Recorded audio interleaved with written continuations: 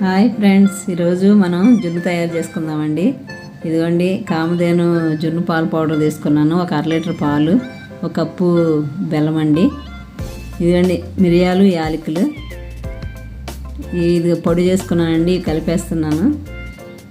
ఇదిగోండి యాలకులు, మిరియాల పౌడరు. ఇదిగోండి పాల పౌడరు. ఇవన్నీ బాగా కలుపుకోవాలండి. ఇంకంతే అండి. ఒక ఇడ్లీ పాత్రలో వాటర్ పోసుకుని అందులో స్టాండ్ పెట్టుకుని ఇదండి పెట్టి 15 మినిట్స్ ఉడికిస్తే చాలండి.